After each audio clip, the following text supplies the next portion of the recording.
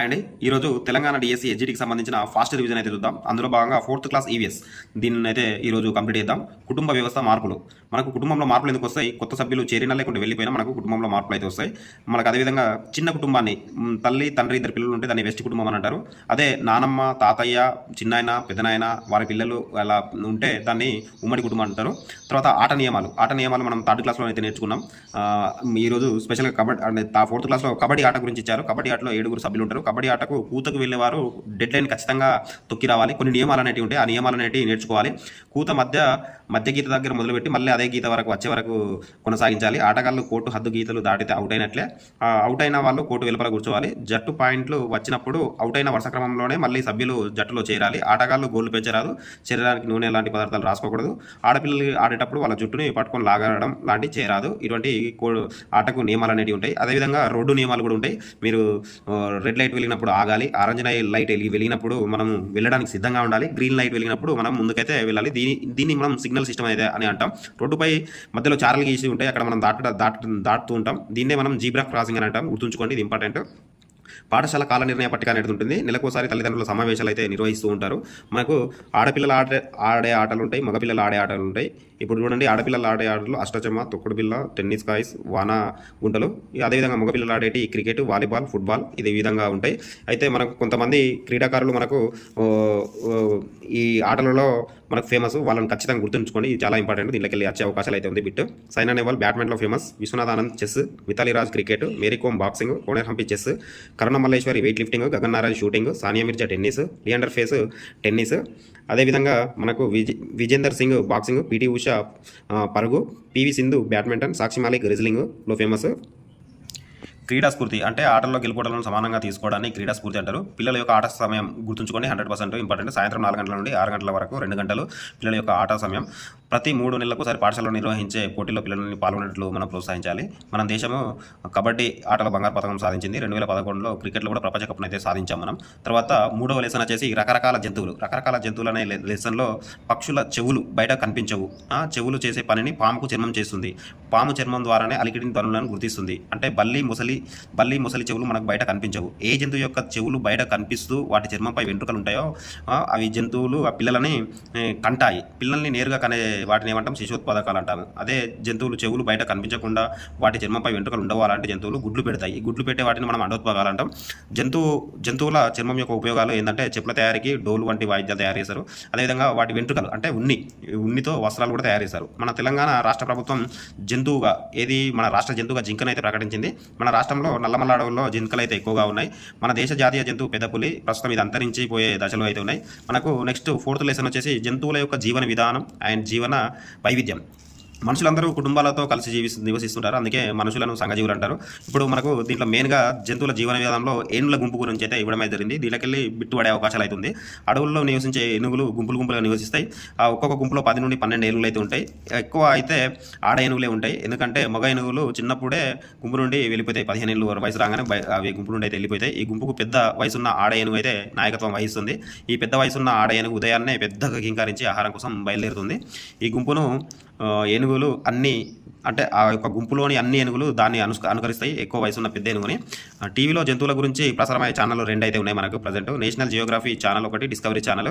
మనకు doctor APJ Abdul Kalam గారు రాకెట్ను కనుగోవడానికి main కారణం ఏంటంటే సముద్ర తీరంలో ఎగురుతున్న పక్షుల గుంపట. ఎందుకంటే వాటిని చూసి అలా అనే ఒక థాట్ తోటి అబ్దుల్ కలాం గారు అయితే రాకెట్ల మీద ప్రయోగాలు చేసి అంతటి సక్సెస్ అయితే సాధించారు. దర్జీపిట్ట ఏంటంటే మొక్కల యొక్క నారల ఆకులతోటి గూడు అయితే తయారు చేసుకుంటుంది. గుర్తుంచుకోండి, చాలా ఇంపార్టెంట్. మరికొన్ని మనకి ఇక్కడ CGS, MKS, SI ప్రమాణాలు అయితే ఇవ్వడం అయితే జరిగింది. ఇవి గుర్తుంచుకోండి. మనకు పొడవు, ద్రవ్యరాశి, కాలం. పొడవుని సెంటీమీటర్లు, మీటర్లలో కొలుస్తాం. ఇది CGSలో సెంటీమీటర్లు అంటాం, MKSలో మీటర్లు అంటాం, SIలో మీటర్లు అని అంటాం. అదే ద్రవ్యరాశిని అయితే మనము గ్రాములని, కిలోగ్రాములని, SI ప్రమాణాలు కిలోగ్రాములని అంటాం. అది కాలంని 3 ప్రమాణాల్లో కూడా సెకండ్ అని అయితే మనం గుర్తిస్తాం. ఇవైతే గుర్తుంచుకోండి. పక్షులు గూడు కట్టుకోవడానికి ఉపయోగించేవి ఏవేవి ఉపయోగిస్తాయి? గడ్డి పోచలు, చిన్న చిన్న రెమ్మలు, దారాలు, వైర్లు, కాగితపు ముక్కలు, పీచు, బట్ట ముక్కలు, మెత్తటి నూలు, చెట్ల ఆకులు, ఎండు పుల్లలు మొదలగునవి అయితే ఉపయోగిస్తాయి. ఇక్కడ ఇంపార్టెంట్ ఏంటంటే ఇది గుర్తుంచుకోండి, గిజిగాడు పక్షుల్లో మగ పక్షులు మాత్రమే గుళ్ళు కడతాయి. ఇది ఇంపార్టెంట్. ఇలా కట్టిన గుళ్ళల్లో ఆడ పక్షులు దాంట్లో దూరి గుడ్లు అయితే పెడతాయి. వాటికి నచ్చింది. పక్షులు గుడ్లు పెట్టే సమయంలో గూళ్ళు ఏర్పాటు చేసుకుంటాయి. పక్షి పిల్లలకు రెక్కలు వచ్చి గాల్లోకి ఎగిరిపోగానే మళ్ళీ అవి వెళ్ళిపోతాయి. మరోసారి గుడ్లు పెట్టడానికి వేరే కొత్త గుడ్ని అయితే ఎంచుకుంటాయి. పక్షుల గూడు కోసం ఎప్పుడు అంటే పక్షుల గూడు నిర్మించుకోవడానికి ఎప్పుడు శ్రమిస్తూనే ఉంటాయి. మనకు డాక్టర్ సలీం అలీ అనే ప్రఖ్యాత పక్షి శాస్త్రవేత్త అయితే ఉన్నారు. ఈయన పక్షులపై అనేక ప్రయోగాలు అయితే చేయడం అయితే జరిగింది. మనకు పాలపిట్ట, మన పాలపిట్టని చూడడం శుభశకునంగా మనము మంచి జరుగుతుందని భావిస్తుంటాం. ఇది దసరా ఉత్సవంలో దీన్ని చూడడం ఒక భాగం. తెలంగాణ రాష్ట్ర ప్రభుత్వం పాలపిట్టను రాష్ట్ర పక్షిగా ప్రకటించింది. గుర్తుంచుకోండి. కందిరీగల గురించి నేర్చుకున్నాం. ఇప్పుడు ఆడ కందిరీగలు మాత్రమే గూడు కట్టుతాయి. అక్కడ మొగ గిజిగాడు మాత్రమే అక్కడ గూడు కడతాయి. ఇక్కడ ఆడ కందిరీగలు మాత్రమే గూడు కడతాయి. కందిరీగలు గుంపులుగా జీవిస్తాయి. గుంపులుగా జీవించడాన్ని సామూహిక జీవనం అంటారు. ఇలా జీవించే మరికొన్ని కందిరీగలు, తేనెటీగలు, చీమలు. గుర్తుంచుకోండి. మనకు నెక్స్ట్ చీమలు సంఘజీవనంలో ఆదర్శప్రాయులు. ఇవి పనులను విభజించుకొని క్రమశిక్షణతో పనిచేస్తాయి. చీమల్లో కూలి చీమలు ఉంటాయి. ఇవి కూలి చీమలు అనేటి రక్షణ, ఆహారం, గూడు కట్టడం, మరమ్మతులు చేయడం అనేటి ఈ కూలి చీమల యొక్క విధి. గుర్తుంచుకోండి. దీంట్లో మగ చీమలు ఉంటాయి, మళ్ళీ రాణి చీమలు ఉంటాయి. ఈ రాణి చీమలు అనేటి వాటి పని ఏంది? గుడ్లు పెట్టడం మాత్రం వాటి పని. చీమలు ఆహార పదార్థాలను ఎట్లా దవడలతోటి ముక్కలు చేస్తాయి. ఒక్కొక్క చీమ తన బరువు కంటే 50 రెట్లు ఎక్కువ బరువును మోస్తాయట. గుర్తుంచుకోండి. చీమతో పాటు కీటకాలన్నింటికీ 6 కాళ్ళు ఉంటాయి. గుర్తుంచుకోండి. చీమలకు తల ముందు భాగంలో 2 ఫీలర్స్ అయితే ఉంటాయి, ఎంటినాల వంటివి. ఇవి ఆహారం ఎక్కడుందో కనుక్కోవడానికి ఈ చీమలకు వాటికి సమాచారం ఇచ్చుకోవడానికి అయితే పనిచేస్తాయి. గుర్తుంచుకోండి. ముందటుండే ఎంటినాల్ లాంటి వాటితోటి ఇవి ఈ పనులు అయితే చేస్తాయి. గుర్తుంచుకోండి. ఇవి ఏంటిది? ఆహారం ఎక్కడుందో కనుక్కోవడానికి, సమాచారం ఇచ్చుకోవడానికి పనిచేస్తాయి. ఇది ఇంపార్టెంట్. జీవ వైవిధ్యం అంటే ఒక ప్రదేశంలో ఉండే రకరకాల జంతువులు, పక్షులు, కీటకాలు, మొక్కలు, చెట్లు మొదలైన అన్నింటినీ కలిపి జీవ వైవిధ్యం అంటారు. గుర్తుంచుకోండి. అడవిలో జీవ వైవిధ్యం ఎక్కువ కనిపిస్తుంది. అంతే షార్ట్ కట్. జీవ వైవిధ్యానికి ముప్పు కలిగించే వాయువులు వాతావరణంలో మార్పుకు కారణమవుతాయి. Carbon dioxide. ఇక్కడ కూడా కార్బన్ డైఆక్సైడ్ అంటే అందరూ తెలుసు, CO2 అని. కార్బన్ మోనాక్సైడ్ అంటే CO అని తెలుసు. ఇక్కడ గుర్తుంచుకోండి. మళ్ళీ మనకు భౌతిక రాశి, తన్యత, పీడనం, సాంద్రత అనేటి వీటికి తన్యతకు newton per metre and CGS ప్రమాణమేమో డైన్ ఫర్ సెంటీమీటరు. అదే పీడనానికి న్యూటన్ ఫర్ మీటరు, CGS ప్రమాణాలు డైన్ ఫర్ సెంటీమీటరు. అదే సాంద్రతకు SI ప్రమాణాలు kg ఫర్ మీటర్ క్యూబ్. అదే CGS ప్రమాణాలు గ్రామ్ ఫర్ సెంటీమీటర్ క్యూబ్. గుర్తుంచుకోండి. నీటి యొక్క సాంద్రత గుర్తుంచుకోండి. 1 గ్రామ్ ఫర్ సెంటీమీటర్ క్యూబ్ సాంద్రత. నీటి యొక్క సాంద్రత అడిగింది. పాదరసం యొక్క సాంద్రత 13.69 మీటర్ ఫర్ సెంటీమీటర్ క్యూబ్. గుర్తుంచుకోండి. మన చుట్టూ ఉండే మొక్కలు, తీగ మొక్కలు, ఎగబాగే మొక్కలు, బీర, కాకర, మల్లె మొదలగు మొక్కల యొక్క కాండాలు ఏంటిది? బలహీనంగా ఉంటాయి కాబట్టి ఇవి ఎగబాగే మొక్కలు. అదేవిధంగా గన్నేరు, గులాబీ మొక్కల మొదలు భాగం నుండి ఎక్కువ కొమ్మలు వస్తాయి కాబట్టి వీటిని గుబురు మొక్కలని పిలుస్తారు. అదేవిధంగా చింత, రావి, మామిడి పెద్దగా విశాలంగా పెరుగుతాయి. వీటినే వృక్షాలని అంటారు. వృక్షాల యొక్క కాండం ఎట్లుంటుంది? దృఢంగా పొడవుగా ఉంటాయి కాబట్టి వీటి నుండి కలప, మనకు నీడ అనేవి ఇస్తూ ఉంటాయి అన్నట్టు. చూడండి. తీగ మొక్కలకు, పొదలకు, వృక్షాలకు ఇవి చెట్లు. గుర్తుంచుకోండి. ఇక్కడ నుండి క్వశ్చన్ అడిగే అవకాశాలు కూడా ఉంటాయి. అదేవిధంగా ఈ మొక్కలకు వేర్ల ద్వారానే మొక్కలకు నీరు, పోషక పదార్థాలు అయితే అందుతాయి. అది అందరికీ తెలుసు. ఆకుపచ్చని ఆకులో ఏముంటుంది? క్లోరోఫిల్ ఉంటుంది. దాని పత్రహరితం తెలుసు కదా. ఇది ఉంటుంది కాబట్టి ఆకు మనకు గ్రీన్ కలర్లో అయితే ఉంటుంది. గుర్తుంచుకోండి. సూర్యుడి నుండి వచ్చే కాంతి వలన ఆకులు శక్తిని గ్రహించి దానిని గింజలు, కాయలు, దుంపలు మొదలగు వాటిలో నిల్వ చేసుకుంటాయి. గుర్తుంచుకోండి. మొక్కలు విత్తనాల నుండి వస్తాయి. తెలుసు అది అందరికీ. విత్తనాలు ఎక్కడ నుండి వస్తాయి? పువ్వు నుండి వస్తాయి. గుర్తుంచుకోండి. మొక్కలు ఏమో విత్తనాల నుండి, విత్తనాలు పువ్వు నుండి వస్తాయి. అదేవిధంగా ఇప్పుడు రఫ్లీసియా పుష్పం. ఇది ప్రపంచంలోనే అతిపెద్ద పుష్పం. దీని ఒక 1 మీటర్ వ్యాసం ఉంటుంది. 7 నుండి 10 కిలోల బరువు అయితే ఉంటుంది. గుర్తుంచుకోండి. ఇంపార్టెంట్. అదేవిధంగా ఈ పువ్వు కుళ్ళిన మాంసం వాసన అయితే వస్తుంది. కొన్ని పువ్వుల పేర్లు అయితే ఉన్నాయి. నోటెడ్ పెట్టుకోండి. ఇవి పువ్వుల పేర్లు: ఫ్యాసిఫోరా, bottle brush, bird of paradise, స్పాన్సిటియా, బిల్బెర్జియా. ఇవి పువ్వుల పేర్లు. గుర్తుంచుకోండి. దీంట్లోకి వెళ్ళి క్వశ్చన్ అడిగే అవకాశాలు అయితే ఉన్నాయి. పువ్వు కానిది బిల్గోనియా. గుర్తుంచుకోండి. వానపాముని మనం ఏమంటాం? రైతు మిత్రుడు అయితే అంటాం. పార్దినే మొక్క మనకు వయారి బామ మొక్క అంటారు. ఇది గోధుమలు దిగుమతి చేసినప్పుడు అమెరికా దేశం నుండి మన దేశానికి అయితే వచ్చింది. దీని పుప్పడి వల్ల అయితే మనకు ఊపిరితిత్తులు, చర్మ వ్యాధులు అయితే వస్తాయి. అదేవిధంగా మొక్కలను పెంచే కేంద్రాలు ఏంటి? నర్సరీలు. చిన్న కుండీల్లో ఈ వృక్షాలను పెంచే కళని బోన్సాయి వృక్షాలని అంటారు. ఇది మనం జపాన్ దేశం యొక్క సంప్రదాయ కళ. అదేవిధంగా మొక్కలను మనం ఉత్పత్తి చేసే పద్ధతులు అంటే మొక్కలను పెంచే పద్ధతులు అయితే 3 రకాలు. ఒకటి అంటు కట్టడం, కణజాల వర్ధనం, విత్తనాలు చల్లడం. ఇది గుర్తుంచుకోండి. నెక్స్ట్ 6వ లెసన్ వచ్చేసి దారి తెలుసుకుందాం. ఈ దారి తెలుసుకుందాం అంటే దిక్కులు అంటే మనకు తెలుసు కదా. ఇప్పుడు ఉత్తరం, దక్షిణం, తూర్పు, పడమర వాటి ఇదేంది? ఒక స్థలానికైనా, ఒక భూమికైనా, భవనానికైనా, లేదా ఒక గ్రామానికైనా ఇలా దేనికైనా చుట్టూ ఆనుకొని ఏమున్నాయో చెప్పడానికి ఈ సరిహద్దులు అనేవి మనకు పనిచేస్తాయి. గుర్తుంచుకోండి. దిక్కులు మూలలు మంచిర్యాల జిల్లా ఉన్నది అనుకోండి. ఇప్పుడు మంచిర్యాల జిల్లాకు తూర్పున ఏమున్నది, దక్షిణాన ఏ డిస్టిక్ ఉన్నది అనేది చెప్పడానికి పనిచేస్తుంది. అదేవిధంగా ఇప్పుడు నల్గొండ జిల్లాకు కానీ, అదేవిధంగా తెలంగాణ రాష్ట్రానికి కానీ, ఇప్పుడు తెలంగాణ రాష్ట్రానికి ఉత్తరంగా ఉంటుంది మహారాష్ట్ర, మధ్యప్రదేశ్ ఉంటుంది, ఇటు ఇటు పడమరాన మహారాష్ట్ర ఉంటుంది, ఇటు ఈశాన్యంలో మనకు ఛత్తీస్గఢ్ రాష్ట్రం ఉంది, ఈ దక్షిణాన తూర్పున మనకు ఆంధ్రప్రదేశ్ రాష్ట్రం ఉంది. ఇలా చెప్పడానికి మనకు దిక్కులు అయితే ఉపయోగపడతాయండి. నెక్స్ట్ ప్రభుత్వ సంస్థలు. ఇక ప్రభుత్వ సంస్థలు ఎవరు ఏం పని చేస్తారు అనేది మనం అయితే చూద్దాం. అదేవిధంగా ఇప్పుడు మనం ఆధార్ కార్డు అయితే దిగుతాం కదా, ఆధార్ కార్డు దిగేటప్పుడు మన కన్ను యొక్క వలయాకార భాగాన్ని ఐరిస్ అంటాము. ఈ ఐరిస్ని ఆధార్ కార్డు సెంటర్లో అవి ఫోటో తీసి చెదిరిపోకుండా పదిలంగా భద్రపరుస్తారు. దీనిని మిమి జోయ్ కనుక్కునడం అయితే జరిగింది. గుర్తుంచుకోండి, ఇంపార్టెంట్. దేన్ని మనం ఆధార్ కార్డు సెంటర్లో దేన్ని ఫోటో తీస్తారంటే ఈ ఐరిస్ని తీసుకొని అది చెదిరిపోకుండా అయితే ఉంచుతారు. మనం ఇక్కడ రెండోసారి పోతే గుర్తుపడుతుంది అన్నట్టు. ఇప్పుడు తహసీల్దార్ కార్యాలయం ఉంది. తహసీల్దార్ కార్యాలయంలో మనకు ఆహార భద్రతా కార్డు అయితే మంజూరు చేస్తారు. అదేవిధంగా రేషన్ సరిగా పోస్తున్నారో లేదో కూడా వాళ్ళు చెక్ చేస్తారు. ప్రభుత్వ పథకాలు ప్రజలకు అందేటట్టు అయితే చేస్తారు. కుల నివాస ధృవపత్రకాలు అయితే ఇస్తారు. వాళ్ళు వెట్టి చాకరీ నుండి ప్రజలను అయితే విముక్తి చేస్తారు. అదేవిధంగా భూమి వివాదాలు ఏమైనా ఉంటే వాళ్ళు క్లియర్ అయితే చేయడం జరుగుతుంది. అదేవిధంగా మండల పరిషత్ కార్యాలయం ఎంపీడీఓ. ఈ ఎంపీడీఓలో మనకు ప్రాథమిక విద్య అందించడం, వ్యవసాయ, పశు పోషణ, చేపలు, కోళ్ల పెంపకం వాటికి సంబంధించిన అయితే చేస్తూ ఉంటారు. అదేవిధంగా సాగునీటి సరఫరా చేయడం, ఆరోగ్య శిశు సంక్షేమ పారిశుద్ధ కార్యక్రమాలు అయితే చేపట్టడం అయితే ఈ పనులను అయితే ఎంపీడీఓ ఆఫీసులు అయితే చూస్తూ ఉంటారు. మళ్ళీ రోడ్ల నిర్మాణాలు అటువంటి వాటి చూస్తుంటారు. ఇక పోలీస్ స్టేషన్ గురించి అయితే మీకు తెలుసు, శాంతి భద్రతలు, నేరాలు జరగకుండా చూడడం ఈ వీళ్ళ యొక్క విధి. బ్యాంకులో మీకు అందరూ తెలుసు, డిపాజిట్లు, రైతు మహిళా సంఘాలకు రుణాలు ఇవ్వడం అనేవి అయితే చూస్తుంటారు. అదేవిధంగా ప్రాథమిక ఆరోగ్య కేంద్రం పిహెచ్సిలో మాతా శిశు సంరక్షణ కింద కాన్పులు పిహెచ్సిలో చేయడం, ఆరోగ్య ఉప కేంద్రాలు నిర్వహించడం అయితే ఈ ప్రాథమిక ఆరోగ్య కేంద్రం వాళ్ళు చూస్తూ ఉంటారు. అదేవిధంగా మండల వనరుల కేంద్రం ఎంఈఓ ఆఫీస్. ఈ ఎంఈఓ ఆఫీస్లో 100% బడియుడు పిల్లలను బడిలో నమోదు చేయడం వీళ్ళ యొక్క విధి. బడిలో చేరిన పిల్లలకు నాణ్యమైన విద్య అందుతుందా లేదా చూడడం, అదేవిధంగా పాఠశాలకు ఉపాధ్యాయులు సరైన సమయంలో వస్తున్నారా లేదా అనేది చూడడం, మధ్యాహ్నం భోజనం సక్రమంగా ఇస్తున్నారా లేదా అనేది చూడడం అనేది ఎంఈఓ ఆఫీస్ వాళ్ళు చూస్తుంటారు. అదేవిధంగా వీళ్ళు 3 నెలలకోసారి అయితే సమావేశాలు నిర్వహిస్తారు. దానికి మండల పరిషత్ అధ్యక్షుడు అయితే అధ్యక్షత అయితే వహించడం జరుగుతుంది. అదేవిధంగా మనకు ఆరోగ్యశ్రీ కార్డు అనేది జిల్లా కలెక్టర్ అయితే ఇష్యూ చేస్తారు 7 రోజులలో. గుర్తుంచుకోండి. సమాచార హక్కు చట్టం ఇది చాలా ఇంపార్టెంట్. ఇది గుర్తుంచుకోండి. డేటు అక్టోబర్ 12, 2025 నుండి ఇది అమల్లోకి వచ్చింది. ప్రభుత్వ కార్యాలయం నుండి మనకి ఏమైనా సమాచారం కావాల్సి వస్తే ఈ సమాచారం కింద మనం అయితే సమాచారం పొందొచ్చు. బీపీఎల్ అంటే దారిద్ర్య రేఖకు దిగువ ఉన్నవారు కొంచెం రుసుము అనేది చెల్లించడం అనేది ఉంటుంది. మిగతా వాళ్ళకు వీళ్ళకైతే ఉండదు. దరఖాస్తు చేసుకున్న 30 రోజులు అయితే దానికి సంబంధించిన సమాచారం అయితే మనకు అందిస్తారు. జీవించే హక్కు, వ్యక్తిగత స్వేచ్ఛకు సంబంధించిన సమాచారం అయితే మనకు 48 గంటల్లోనే అయితే ఇవ్వాలి. కేంద్ర రాష్ట్ర స్థాయిలో సమాచార కమిషన్ స్వతంత్రంగా అయితే పనిచేస్తుంది.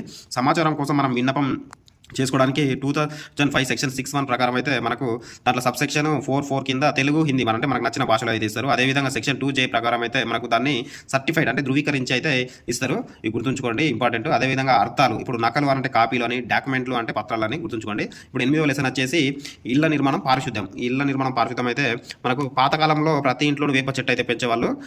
తర్వాత ఇప్పుడు ఏం చేస్తున్నారో తెలుసు కదా, ఇంటి పై మీద పాతకాలంలో ఇది బెంగళూరు పెంకులు అయితే కప్పేవారు. ఇప్పుడు ఏంది సిమెంట్, కంకర, ఇసుకని కలిపి కాంక్రీట్ చేసి స్లాబ్ అయితే వేస్తున్నారు.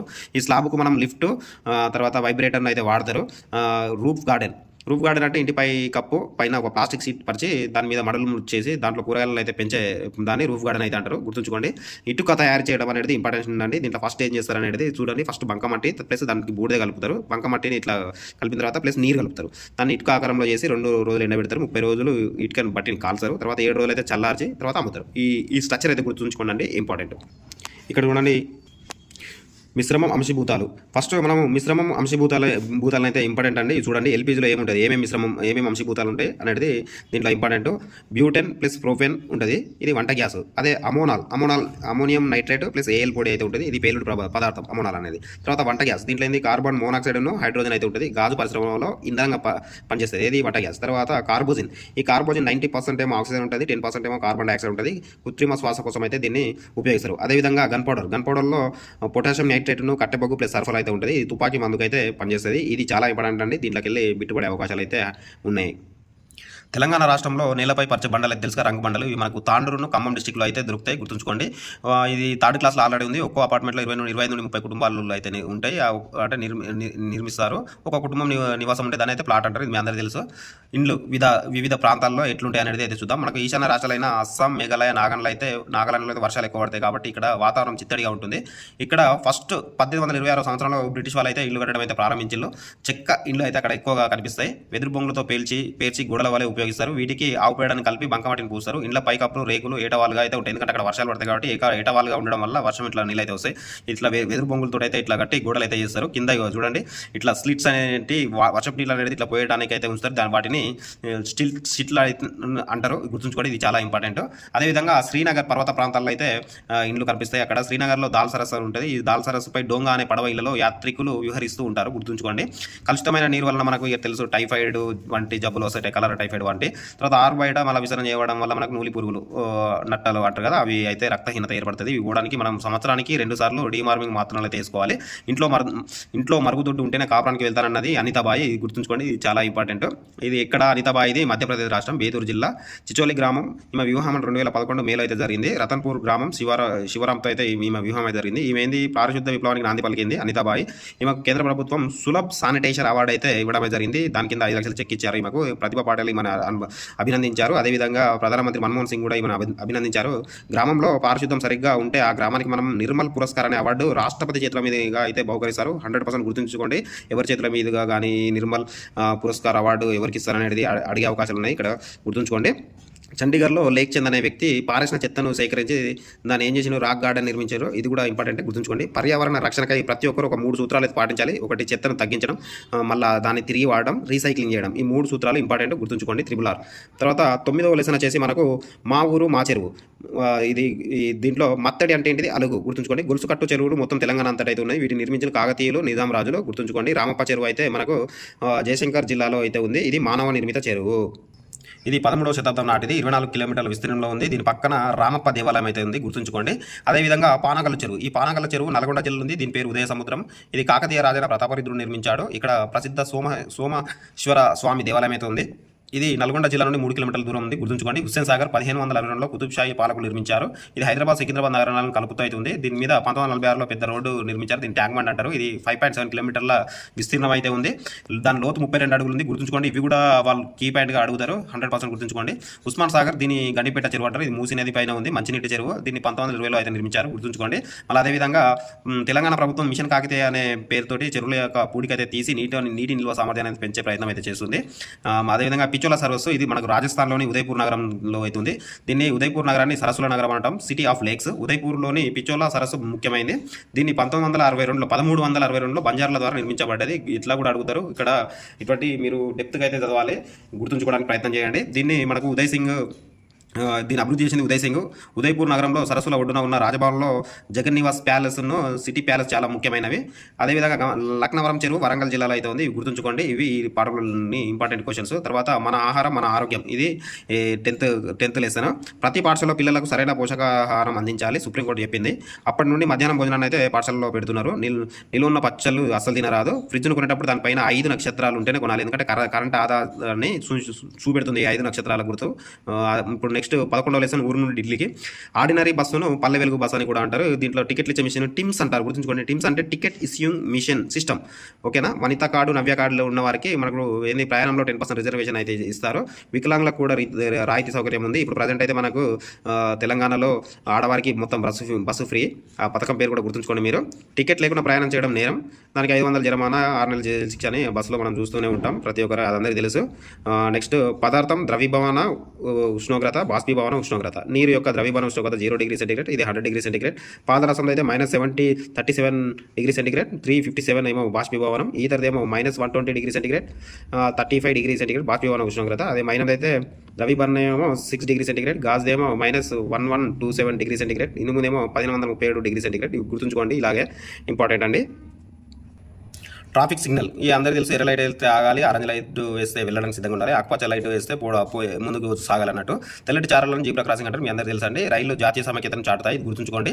భారతదేశపు చరిత్ర సంస్కృతి, మనకు సింధు నాగరికత హరప్ప నాగరికత ఒకటే. మనకు సింధు నాగరికత బ్రిటిష్ దేశానికి చెందిన సర్ జాన్ మార్షల్ 1921-22 సంవత్సరంలో సింధు ప్రాంతంలో తవ్వకాలు అయితే చేపట్టిండు. అప్పటి నుండి అయితే మనకు వీళ్ళ యొక్క నాగరికత మనకు తెలిసింది. వీరిది పట్టణ నాగరికత, వీరి వృత్తి వ్యవసాయం. వీరి ప్రధాన ఆహార పంటలు గోధుమ, వరి, బార్లీ. గుర్తుంచుకోండి. ఇక్కడ నుండి బిట్టుబడే అవకాశాలు అయితే ఉంటాయి. వెరీ ఇంపార్టెంట్ అండి. వీరి కాలంలో లోహాలు, రాగి, కంచు, సీసం, తగరం. వీరు పశ్చిమ ఆసియా, ఈజిప్ట్ దేశాలతో వర్తకం చేసేవారు. వీరి లిపి బొమ్మల లిపి. వీరి ప్రధాన రేవు పట్టణం లోతర్. వీరు పూజించే దేవతలు అమ్మతల్లి, పశుపతి. వారి యొక్క కట్టడాలు అంటే వారి కట్టడాలు కాదండి, వేరే కట్టడాలు అంటే కట్టడాలు చూద్దాం. మన భారతదేశంలో సారనాథ్ స్తూపం, దీన్ని అశోక చక్రవర్తి నిర్మించారు. ఇది ఉత్తరప్రదేశ్లో ఉంది, వారణాసికి దగ్గరలో ఉంది. ఇది అతి ప్రాచీనమైన కట్టడం. ఇటుక లేదా రాయితో నిర్మించిన ఘనమైన గుమ్మటం ఆకారంలో ఉన్నదని స్తూపం అంటారు. స్తూపానికి నిర్వచనం: ఇది నిలువుగా ఉన్న ఒక రాతి స్తంభం. దీన్ని చునార్ నుండి తవ్వి తీసిన ఇసుక రాయితో రూపొందించారు. దీన్ని సారనాథ్ స్తూపాన్ని. దీనిపైన 4 వైపులా 4 సింహాలు చెక్కబడి ఉన్నాయి, గుర్తుంచుకోండి.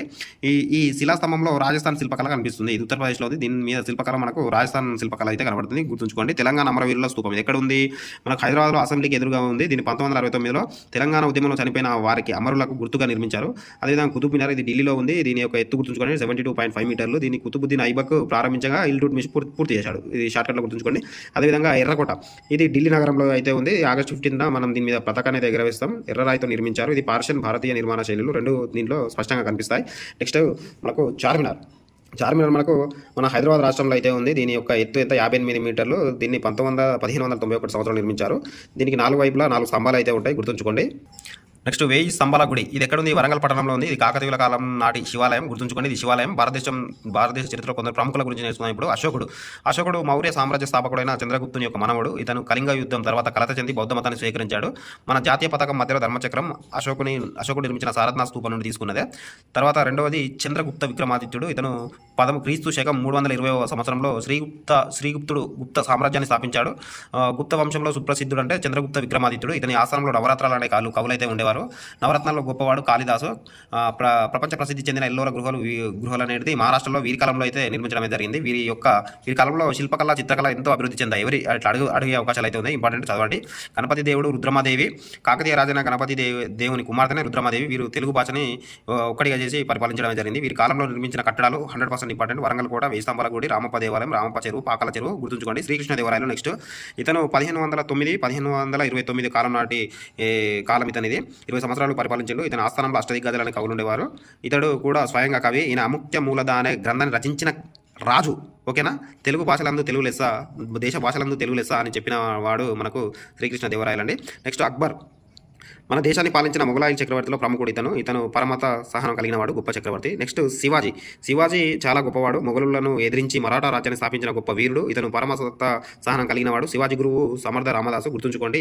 తుకారం అనే భక్తుడు కూడా ఈయన కాలం వాడే. నెక్స్ట్ మీర్ ఉస్మాన్ అలీ ఖాన్, ఈయన హైదరాబాద్ రాష్ట్రాన్ని నిజాం వంశస్థులు పాలించారు. నిజాం వంశస్థులు మహమ్మదీయులు.